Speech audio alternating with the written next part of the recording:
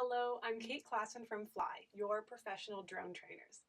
And I wanted to make a quick video to give you a bit of an update on where we are with these promised beyond visual line of sight regulations.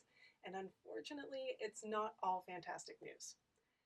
As you may have heard, we are eagerly anticipating the release of new regulation that will support routine, lower risk beyond visual line of sight operations, as well as updates that will tidy up Part 9 cars a little bit and give operators some new permissions. Now, the good news is that we know that these rules are moving forward, but the bad news is it's not quite on the timeline that we had initially been told. New information from CARAC, which is the Canadian Aviation Regulation Advisory Council, came out at the end of September and indicated that the Canada Gazette 2 amendments to the cars for beyond visual line of sight and other operations that were initially expected in the fall of 2024, coming into force on April 1st, 2025, has actually turned out to be in fact a joke. And April Fools, they're actually anticipating that CG2 publication in early 2025, with it coming into force in the fall of 2025. Now, I do have to give Transport Canada credit because they listened and are not trying to implement these new regulations during the busy flying season over the spring and then summer, but we will have to wait until this time next year to see those regulations fully come into force. Now, what does this mean for you? If you are considering becoming certified, try and get that done before these rules come into force.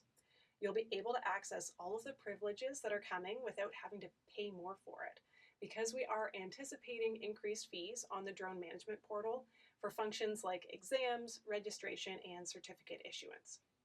If you are basic certified, there aren't too many life-altering changes coming aside from some general tidying of the regs that will make things easier, like letting a friend try out your drone and some common sense adjustments to your pre-flight procedures.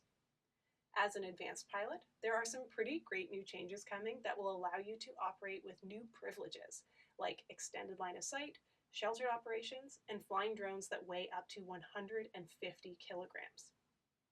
If you were eagerly anticipating flying beyond visual line of sight and preparing your RPAS operator's manual and looking into the knowledge requirements for the Level 1 complex, you can take a bit of a breather because we won't see those specific requirements for maybe another 4 to 6 months, and it'll be a year before they're mandatory. So those upcoming springtime projects, you can focus your energy on SFOC applications instead. I promise we will keep you posted as we move along in this regulatory process, and we'll have tons of guidance available when CG2 gets published, so you can be sure you know what you need to do in order to keep flying drones the way that you want to when this new framework comes into effect. Until then, happy flying.